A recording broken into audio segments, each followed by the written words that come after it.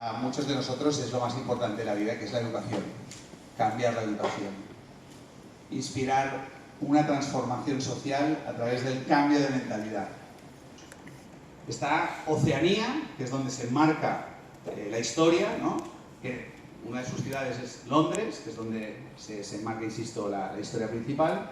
Y luego está Eurasia y Asia Oriental, y están supuestamente permanentemente en guerra, o eso es lo que cuenta el gobierno de Oceanía a sus ciudadanos, ¿no? Hay una guerra permanente entre estas tres superpotencias. Y si hacemos zoom a Oceanía, está gobernada por un estado totalitario que está regido por el partido único que se llama INSOC, que es el acrónimo de socialismo inglés en esa lengua, ¿no? INSOC. Este partido único que básicamente tiene un gran líder, que es el hermano mayor. Nadie sabe si es una persona, un grupo de personas, pero hay imágenes suyas por todas partes, mensajes, propaganda, hay una idealización, un ensalzamiento, una divinidad, ¿no?, de este líder, que es el gran hermano. Y esta sociedad, aparte de este gran hermano, está compuesto por, bueno, es una jerarquía, es una pirámide, y arriba están los miembros del consejo dirigente del partido, que son los miembros del partido interior, que son los que realmente mueven los hilos, los que ostentan el poder, y nadie sabe exactamente quiénes son, ¿no? Se amparan bajo este concepto del gran hermano. Luego tenemos los miembros externos del partido, que básicamente son los burócratas, son los ejecutores, son un poco los que, bueno, pues hacen realidad un poco esa visión de la punta, ¿no?, de la jerarquía. Y finalmente tenemos la gran masa social, que Orwell decía que eran como el 85% de la población, que son los proletariados, la prole, ¿no?, que viven en unas circunstancias de vida miserables. Apenas tienen lo suficiente para subsistir, ¿no? Esto es un poquito la foto que nos hace Orwell de esa sociedad distópica, ¿no? Y básicamente este estado totalitario cuenta con 5 instituciones predominantes. E insisto, no voy a compartir todo, pero he intentado hacer un resumen de los conceptos principales para intentar fomentar esa libertad de pensamiento, ¿no? El primero es el Ministerio de la Paz.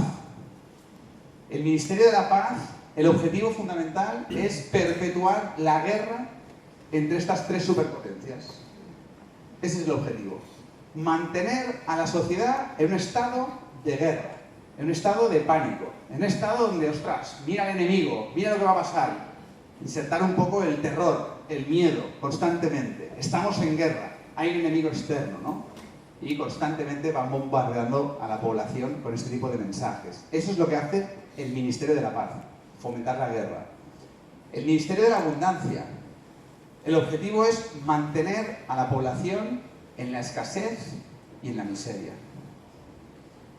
Es hacer una economía planificada, ¿no?, donde el Estado decide un poco, pues, cómo se raciona la comida, los víveres y lo que cada uno puede tener, lo que cada uno no puede tener. Todo es igual, por supuesto, la igualdad como norma, y eso es lo que hace el Ministerio de la Abundancia, perpetuar la pobreza.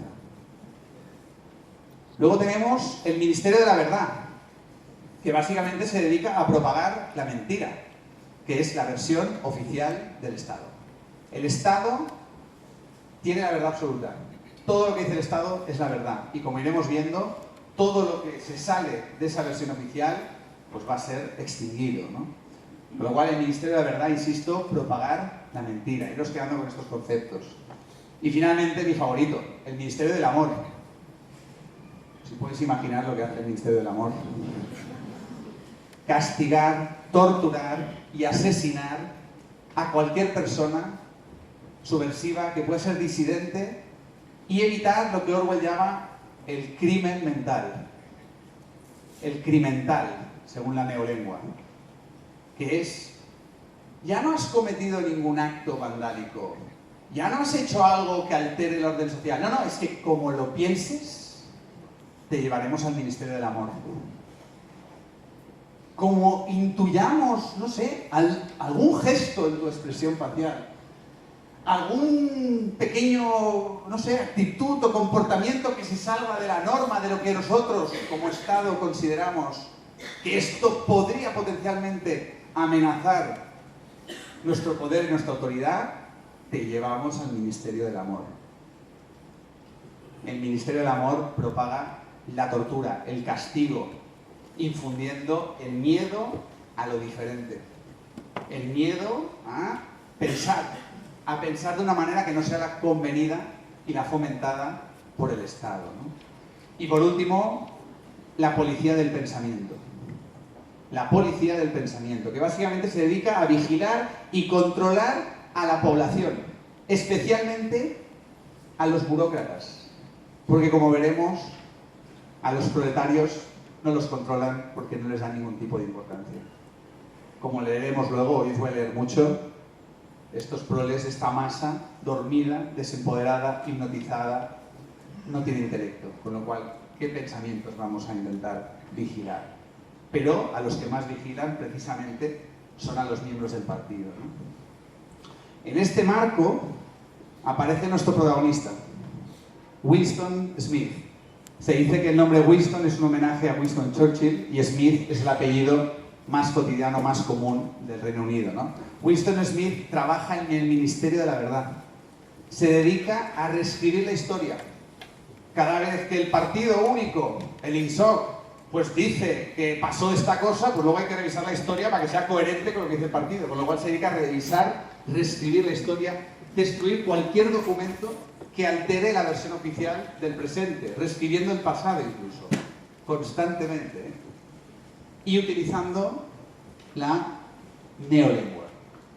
La neolengua es uno de los proyectos fundamentales de este partido dominante, que es acabar con el inglés tradicional, acabar con el lenguaje, con los conceptos tal y como los conocemos en el momento presente, y podar el lenguaje, destruir el lenguaje, eliminar cualquier concepto subversivo, cualquier idea, cualquier palabra que pueda chocar con los intereses del Estado. Luego hablaremos un poco de la función tan interesante de la neolengua, ¿no? De este Estado totalitario que describe Orwell en 1984, insisto, una novela de ficción, ¿no? La principal característica de este Estado totalitario es la lucha por el poder. Y aquí hay un fragmento que me encanta que dice: al partido no le preocupa perpetuar su sangre, sino perpetuarse a sí mismo. Quien ejerza el poder carece de importancia con tal de que la estructura jerárquica continúe siempre siendo la misma. El partido ambiciona el poder en sí mismo. No le interesa el bienestar ajeno, sino únicamente el poder, dijo O'Brien, que es uno de los miembros de este comité interno que ostenta mucho poder dentro del partido, ¿no? Y continúa: sabemos que nadie toma el poder con la intención de renunciar a él. El poder no es un medio, sino un fin. Nadie instaura una dictadura para salvaguardar la revolución, sino que la revolución se hace para instaurar una dictadura. En la charla de hoy vamos a hacer de alguna manera una radiografía. ¿Cuál es su herida de nacimiento? En el tipo 8, que lo podemos ver en la sociedad, porque la sociedad es un reflejo de cómo somos, ¿no? Es la búsqueda de poder. Es la obsesión por el poder, por el control. ¿Qué le pasa al tipo 8? ¿Qué nos pasa a los humanos? Porque todos tenemos esta herida, que es la sensación de vulnerabilidad, de indefensión. Tenemos tanto miedo a que nos hagan daño que queremos ponernos en una posición dominante. Tenemos tanto miedo a que los demás nos controlen y nos dominen que inconscientemente lo que buscamos es controlar y dominar. Y al final, esto se acaba convirtiendo en algo que es totalmente histórico, que es una lucha constante por el poder. Y esta lucha se va sofisticando y se va estilizando. Y ese poder va dando forma a sistemas, ideologías. Y finalmente llega un momento en que se materializó en forma de un Estado, ¿no? Que rige, insisto, las relaciones humanas en estas jerarquías, en estas pirámides, para ver realmente quién tiene el poder, qué se hace con el poder. Y como dice el autor, el poder es un fin en sí mismo. Se quiere el poder por el poder. Y ahí es cuando las personas se corrompen. Corromper quiere decir tener el corazón roto. Viene de corrompere. Es una metáfora de ser una persona inconsciente, desconectada del ser, desconectada de esa dimensión espiritual, de esa dicha, de esa consciencia que te ayuda a autotrascenderte y que te ayuda a verte a ti mismo como un medio para servir a tus semejantes, pero porque eso te aporta un bienestar supremo. El uso del poder comienza cuando el individuo, el ciudadano, es dueño de sí mismo, es soberano de sí mismo, es poderoso porque se ha conquistado a sí mismo, se ha liderado a sí mismo. Su mente, sus pensamientos, sus emociones, ha sido capaz de liberarse de su propia mente, liberar su propio pensamiento. Eso es una persona soberana, eso es una persona que se gobierna, eso es una persona poderosa. Y esto es una amenaza para cualquier Estado. Un individuo libre, un individuo soberano, un individuo poderoso. Ningún régimen totalitario lo quiere. Va a hacer todo lo posible para generar todo lo contrario, ¿no? Todo Estado totalitario lo que genera es un condicionamiento, que no educación, totalmente antisubversivo, antirebeldía. O sea, no hay nada más rebelde que un niño y que una niña. Los que sois padres lo habéis verificado. A través de cualquier canal que pueda tener un impacto masivo en las mentes de los ciudadanos. Si tú controlas los medios de comunicación masivos, tú controlas la narrativa, tú controlas la versión oficial, tú controlas lo que potencialmente quieres que piense la gente. Si la gente está dormida, hipnotizada por su mente, cuando tú les inoculas pensamientos, conceptos, ideas, estas empiezan a germinar y llega un momento en el que una gran mayoría de personas empieza a comulgar, empieza a pensar, empieza a perpetuar esa supuesta verdad, que igual, como veremos, es un conjunto de mentiras, pero pobre de ti como te atrevas a cuestionar la versión oficial. Madre mía, el linchamiento social que te cae. Y utilizan a expertos de turno para avalar las tesis que comulgan con las agendas de esta clase dominante. Acordaros que todo es un juego de poder, todo es una lucha de poder, todo está hecho para dominar y no ser dominado. Ahora mismo te tienes que preguntar realmente quién está ganando esta partida, ¿no? Manipulación informativa. ¿Qué decía Orwell? Día y noche las telepantallas que había por todas partes, a través de las cuales, luego veremos, vigilaban, controlaban. Día y noche las telepantallas machacaban los oídos con estadísticas que demostraban que la gente hoy tenía más comida, más ropa, mejores casas, mejores formas de divertirse y que vivía más tiempo, trabajaba menos horas, era más grande, sana, fuerte, feliz, inteligente, educada que hace 50 años. Pero se llaman digestive. Chatos, se llaman digestive. Son súper sanas. Entonces yo les enseñaba los ingredientes. Mamá, el principal ingrediente es el azúcar y el no sé qué testosterona. Cuando llevas estas palabras raras, ojo. Y no, que se llama digestive. ¿Cómo se va a llamar algo que es digestive y que no es sano? Entonces, no quería escuchar. Nos ponemos a la defensiva. Me estoy sintiendo agredido, me estoy sintiendo amenazado. Llevo comiendo galletas digestive toda mi vida. Aceptar que son veneno implica reconocer que estaba equivocado toda mi vida, que me está envenenando toda mi vida. Eso es demasiado doloroso. Perpetúo la cosmovisión oficial. Pues a uno al final se le quitan las ganas de compartir ideas, porque no hay debate posible, no hay debate. Hay una versión oficial y se impone y se crean unos supuestos debates que simplemente es perpetuar esa idea oficial, pero no se contradice en ningún momento. Y la gente en sus casas, millones de personas escuchando el debate, lo que ha pasado, lo que está pasando, la causa, y supuestamente hay versiones contradictorias. Es lo mismo, son mismos perros con diferentes collares. Qué interesante el debate de esta no idea que acabamos de escuchar. Y de repente a veces me encanta cuando no se cuela alguien subversivo, se cuela alguien que cuestiona las cosas, y notas el silencio en el plató como dices, este es un loco, ¿qué dice? Y el desprestigio, y lo acribillan, porque la población ya se lo ha creído. La población ya ha creado su identidad en base a esa mentira que creen que es verdad. Entonces, claro, llega alguien que piensa de forma diferente, ¿qué me estás contando? Es un loco, lo ridiculizan, porque al igual reconozco, porque llevo meses hablando de esto, y ya está, y no me lo vuelvo a cuestionar. Y esto es lo que ha pasado, y se pone en los libros de historia, pero escriben como salieron los ganadores, ¿no? Estoy hablando de la novela distópica de Orwell. Hegemonía cultural. Hay un personaje muy interesante que se llama Syme, que también trabaja dentro de esta parte política de los más poderosos. Es un tío brillante, muy inteligente, pero que comulga 100% con lo que está haciendo, ¿no? Con el partido único. Dice Syme: seguro que crees que nuestro trabajo consiste en inventar palabras nuevas, porque está trabajando en el diccionario de la nueva lengua, la neolengua.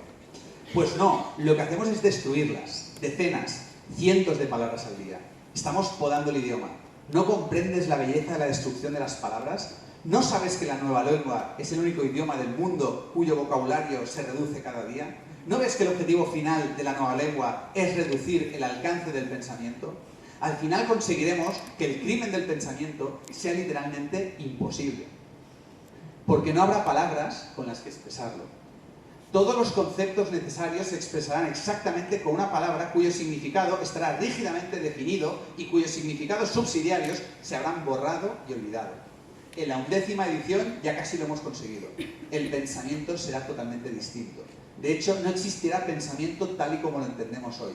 La ortodoxia, el statu quo, equivale a no pensar, a no tener la necesidad de pensar. La ortodoxia es la inconsciencia. La inconsciencia generalizada. No pienso, no me cuestiono lo que pienso, no sé por qué pienso lo que pienso. Y me da igual. Soy inconsciente de mi inconsciencia. Ignoro mi ignorancia. Y me lo creo todo. Me creo la versión oficial. Y de así estoy apoyando directa e indirectamente el orden social establecido, que reparte por doquier pastillitas azules para mantener a la población dormida, anestesiada e hipnotizada. Sigue Orwell. No has querido aceptar que el precio de la cordura es la sumisión, dijo O'Brien. Esto es uno de los jefazos del partido, en el Ministerio del Amor, mientras lo está torturando, ¿no? Dice: no has querido aceptar que el precio de la cordura es la sumisión. Has preferido ser un loco, una minoría de uno solo. Solo la mente disciplinada puede ver la realidad, Winston. Tú crees que la realidad es algo objetivo, externo, que existe por derecho propio. También crees que la naturaleza de la realidad es evidente por sí misma. Cuando te engañas y crees que has visto algo, das por sentado que todo el mundo lo ve. Pero te aseguro, Winston, que la realidad no es externa. La realidad existe solo en la imaginación. Aunque no en la imaginación individual, que es falible y perecedera, sino en la imaginación del partido, que es colectiva e inmortal. Lo que el partido diga que es cierto, es cierto. Es imposible ver la realidad si no es a través de los ojos del partido. Nosotros, el partido, controlamos la mente y los pensamientos de todo el mundo. La mente está identificada con el ego, se cree que lo que piensa es la verdad, sin saber que esos pensamientos, en muchas maneras, son limitados, mentiras, que vienen de fuera, que han sido conscientemente inducidos para que la persona se perpetúe, como decía Orwell, en la inconsciencia. Una persona despierta, una persona consciente, empieza a liberarse de la mente, empieza a liberarse de ese pensamiento con el que fue condicionado, empieza a autoconquistarse, a autocuestionarse, a autoindagarse y empezar a darse cuenta de lo que decían los místicos, que el mundo es maya, que la mente es maya, que es una ilusión, que realmente lo que pensamos es ficticio. Y de esto se aprovechan las propagandas de estos estados totalitarios, ¿no? Seguimos con Orwell, con la hegemonía cultural, el uso del lenguaje para controlar la mente y el pensamiento. ¿Por qué crees que te traemos al Ministerio del Amor? ¿Por qué crees que traemos a la gente a este ministerio?, preguntó O'Brien. ¿Para hacerles confesar?, respondió Winston. No, esa no es la razón. Prueba otra vez. ¿Para castigarlos? No, exclamó O'Brien. No es solo para hacerlos confesar ni para castigaros. ¿Quieres que te lo diga? Para curaros, para que recuperéis la cordura. ¿Entiendes que de aquí no sale nadie sin curarse? No nos interesan los estúpidos crímenes que podáis haber cometido. Al partido no le interesan los actos manifiestos. Lo único que nos preocupa es el pensamiento. No nos limitamos a destruir a nuestros enemigos, sino que los cambiamos. ¿Entiendes a lo que me refiero? Los convertimos, conquistamos el interior de sus mentes. Era concebible que vigilaran a la vez a todo el mundo. Tenías que vivir dando por sentado que escuchaban hasta el último sonido que hacías y que, excepto en la oscuridad, observaban todos tus movimientos. Suerte que esto es una distopía. y que no nos tienen controlados. Y que ahora mismo no saben dónde estamos, porque no llevamos ningún aparateto en el bolsillo que está rastreando constantemente, ¿no? Que hay toda una economía de datos donde somos los productos que comercializan con nuestra atención, que intentan mantenernos anestesiados, hipnotizados. Izquierda, ¿con quién te rodeas? Las personas con las que compartes tu vida, sus creencias, sus formas de pensar. Pruébalo en la próxima barbacoa. Ponte a hablar con todas las personas que conozcas sobre temas incómodos. Ponte a cuestionar creencias dominantes y ya verás la reacción. O sea, ya no se van a poner a la defensiva y van a empezar a hacer como, ¿sabes? Una intervention. Decir, oye, ¿podemos sacar a este tío de la barbacoa, por favor? Yo lo he probado varias veces. Es un ejercicio muy interesante. Me está incomodando. Eres una amenaza para mi sistema de creencias. Claro, yo tengo una parte pública. Viene la gente a saber que me dedico un poco a agitar conciencias. Y de repente llego a un sitio y me vienen en la barbacoa o en la boda, y sobre todo cuando cae el alcohol. Los que ya están en el viaje me dicen, Borja, es que no sé cuál es el menativo, ¿me lo puedes ayudar a sacar? Y yo, venga, va, ábrete un mojito y... Pero luego veo personas que me ven y ya se ponen a la defensiva. No, yo este tío no lo quiero escuchar.